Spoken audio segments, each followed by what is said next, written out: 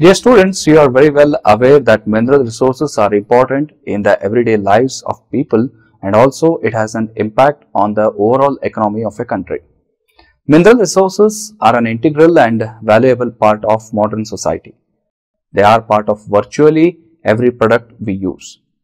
Their unique properties contribute to provision of food, shelter, infrastructure, transportation, communication, healthcare and defense. Minerals used in common applications include iron to produce steel, copper used in electrical wiring and plumbing, and titanium used for the structural frames of airplanes and in paint pigments. Mineral resources are the backbone of modern societies.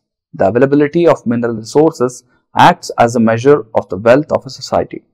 Some of these mineral commodities are not only important to our everyday life.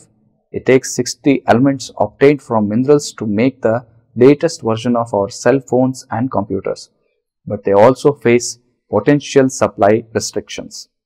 These are called critical mineral commodities or just critical minerals. We will study in detail about critical minerals in the subsequent sections. A mineral commodity's importance can be characterized by factors such as its economic value, the ease with which the other minerals can be substituted for it, and the outlook for emerging uses that can increase its demand. A way to evaluate the significance of these factors is to consider the impact that a lack of availability would have on them. How would the mineral's uses or price change if it were less available? A mineral's availability depends on several factors including how much has been discovered, how efficiently it can be produced, how environmentally and socially acceptable its production is, and how governments influence its production and trade. Many of the technological, social and political factors have become increasingly important influences on mineral availability. This chapter will help you to understand the concept of critical minerals and examine the availability and reliability of the mineral supply to more completely describe the numerous factors that can affect mineral supply from short through long-term periods. Importance of minerals and cycle of minerals.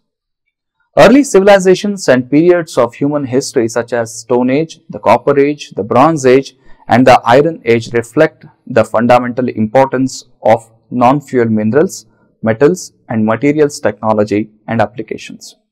Early civilizations were built to a significant degree using the 7 metals in order to discovery: gold 6000 BC, copper 4200 BC, silver 4000 BC, lead 3500 BC, tin 1750 BC, iron 1500 BC and mercury 750 BC. Each discovery led to a range of innovations and applications that provided a marked advantage until such time as it was adopted by competing civilizations or overtaken by other innovations.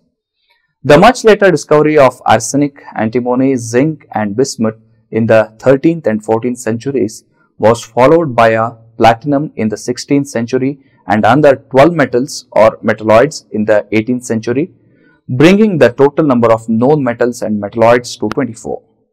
Most known metals and metalloids were discovered only in the past 2 centuries. The unique properties of non-fuel minerals, mineral products, metals and alloys contribute to provisions of food, shelter, infrastructure, transportation, communication, healthcare and defense. The cellular telephone is one familiar example that illustrates the dependence of a globally important technology on minerals, their chemical and physical properties and the materials created with them. Products depends on essential non-fuel minerals and mineral products, the supply of which is sometimes subject to disruption or restriction. In the short or medium term, a few months to a decade, the balance between demand and supply often is fragile and prices may thus be volatile. Over the longer term, say more than about 10 years, the availability of non-fuel minerals and mineral products depends heavily on investment in people and technology. Insufficient investment today can lead to restriction on availability in the future. Cycle of minerals and materials. To discuss about the criticality of minerals, it is important to understand about mineral and material cycle. Fossil fuels with their geologic origin as organic materials are consumed when burned to generate usable energy. As such, they are destroyed and not available for use later. Such is not the case for non-fuel minerals, which is principle can be recycled after initial use.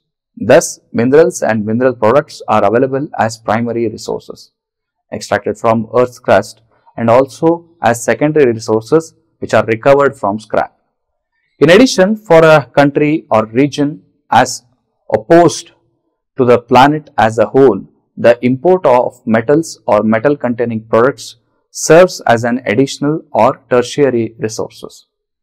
Therefore, the availability of minerals, mineral products and material should be viewed and evaluated as a cycle of materials.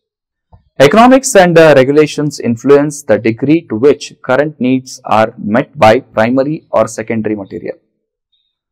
Say from the global perspective, any tertiary material is fundamentally either primary or secondary. However, a number of other characteristics contribute to desirability of choosing between different sources for materials. Primary materials. Advantages: extensive extraction and processing experience, established product specification and markets. Technologies to control impurity levels are well developed. Disadvantages: high energy and water use and air emission. Political disruption a possibility. Impacts are hidden, often occur in countries other than those in which the material is used. Extraction and processing generates high volume of mine rock, tailings, slags and residues. Secondary materials. Advantages: mostly available in user countries. Low energy and water use and air emission. Socially and politically acceptable. Processing generates low volumes of waste. Quality of recycled material is suitable for most applications. Disadvantages: collection can be difficult and reprocessing technology is relatively primitive. Inappropriate recycling practices pose occupational and environmental health risks in some countries. Quality of recycled material may not be suitable for some applications. In general, primary material benefits from the technological knowledge gained from periods of discovery and processing, but resource conflicts and other issues can make the exploitation of these stocks problematic.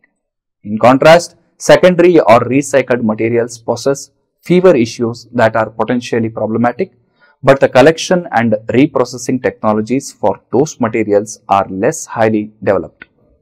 Critical minerals. Recognizing that a non-fuel mineral or mineral products can be obtained as either primary or secondary material, what does it mean to say that one of these minerals or mineral products is a critical mineral? Critical material include any material from metals to alloys to composites on which the economic health and security of the nation resides. A mineral can be regarded as critical only if it performs an essential function for which or no satisfactory substitutes exist. This dimension of criticality is therefore related to the demand for a mineral that meets very precise specifications required in certain key applications, but it is not simply related to overall demand for all applications. Instead, it reflects economic, social and other consequences if essential functions cannot be delivered. Criticality matrix. The two important dimensions of criticality are importance in use and availability. Importance in use represents the idea that some non-fuel minerals or materials are more important in use than others. Substitution is the key concept here. For example, if substitution of one mineral for another in a product is easy technically or relatively inexpensive, one can say that its importance is low. In this case, the cost or impact of a restriction in the supply of the mineral would be low. On the other hand, if substitution is technically difficult or is very costly, the importance of the mineral is high, as would be the cost or impact a restriction in its supply. This concept of importance at a product level significantly includes the net benefits customers receive from using the product, the benefit to human health or nutritional supplement or pollution control equipment, the convenience of cell phones, the durability of an automobile, and so on. Availability is the second dimension of criticality. Basically, society obtains all non-fuel minerals through a process of mining and mineral processing. Later, however, in the course of fabrication and manufacturing, and ultimately after products reach the end of their useful lives, society can obtain mineral products through the processing of scrap material, which is secondary supply. Availability reflects a number of medium to long-term considerations: geologic, technical, environmental, and social, political, and economic. In addition, it is important to consider the reliability or risk of supply in the short term. Is the nation vulnerable to unexpected disruptions in the availability due to, for example, import dependence, market power in the hands of a small number of powerful producers, thin or small market that are unable to respond quickly to changing circumstances, or significant changes in public policy that cut off supply or increase costs? In both dimensions of criticality, time is an important consideration. In the short term, say period of few years or less, or the medium term less than 10 years, both mineral users and producers generally are less able to respond quickly or effectively to changing market conditions than over longer time periods. Even within a particular period, however, some minerals will be more important in use and more vulnerable to supply disruptions than other minerals. For a given adjustment period, say short term to long term, the critical minerals are those that are relatively difficult to substitute and are subjected to supply risks. Here is an illustration of criticality matrix. The matrix is based on the finding that a mineral is critical if it is both important in use, like represented on the y-axis of the matrix, and if it is the subject to potential supply restrictions, which is represented on the x-axis of the matrix. The vertical axis embodies the idea of importance in use and represents the impact of supply restriction. The horizontal axis embodies the concept of availability and represents supply risk. A specific mineral or mineral product can be placed on this figure after assessing the impact of restriction on the mineral's supply should it occur, say vertical axis, and the likelihood of a supply restriction, which is horizontal axis. One can evaluate a mineral's criticality by evaluating its importance in use and its availability and locating it on the figure. The degree of criticality increases as we move away from the figure's origin, as shown by the arrow and the increased shading. Mineral A, for example, is more critical than mineral B. Minerals exhibit differing degrees of criticality depending on the circumstances. Some minerals are more critical than others. It is a matter of degree rather than absolutes. To be sure, some minerals users or government officials may want to create a list of critical minerals, implying that minerals not on the list are not critical for purposes of planning or policy making. Mineral availability and factors affecting availability. Minerals have varying levels of importance as a result of the demand for the mineral from different sectors of the economy. Importance in use carries with the concept that some minerals will be more fundamental for specific uses than other minerals, depending on the mineral's chemical and physical properties. The greater the difficulty, expense or time to find a suitable substitute for a given mineral, the greater will be the impact of a restriction in the mineral's supply. The availability of mineral commodities depends primarily on the price that people are willing to pay for them.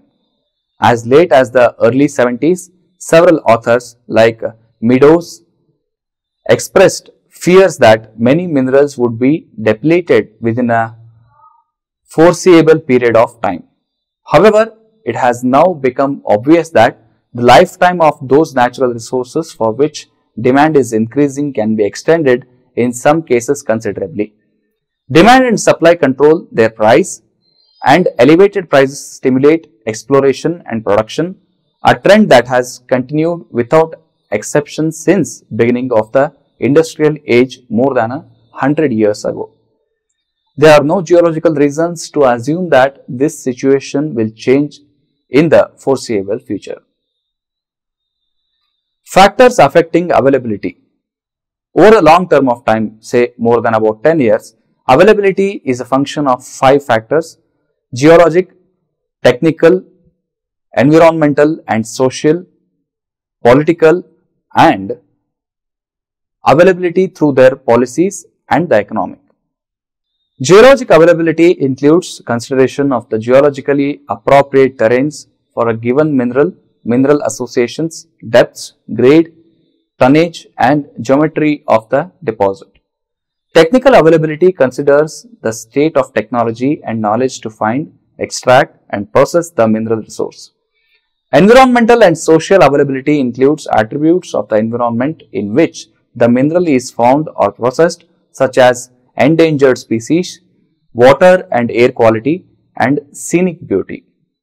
Social availability accounts for the community acceptance of resource development and may be more commonly referred to as social license to operate. Political availability applies at local, national and international levels and is a function of predictability of laws, the independence of the judiciary, the limits on litigation, the protection of land tenure, the willingness of the host country to allow or facilitate developments of the resource and repatriation of profits, and the military and economic stability of a region and the availability of an appropriate workforce. Economic availability considers the cost to discover the mineral deposit. It extracts the minerals and to process, concentrate and purify the minerals balanced against the market value of the product.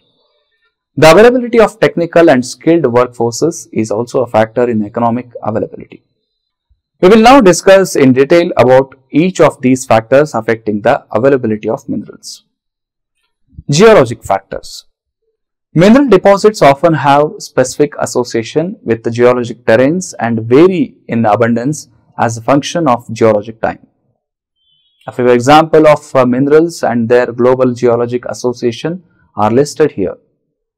The major source of copper from deposits known as porphyry copper deposits is most prevalent around the Pacific Ocean, along west coast of South and North America and in the South Pacific islands of Indonesia. The deposits in the United States formed 50 million to 75 million years ago, while the deposits in the South Pacific can be as young as 1 million to 3 million years old.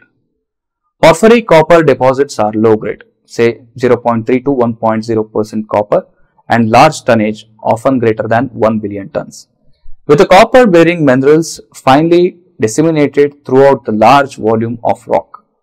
Platinum group metal, say bearing minerals, those containing platinum, palladium, osmium, iridium or rhodium, tend to occur in narrow veins that can exist as part of layered igneous complexes.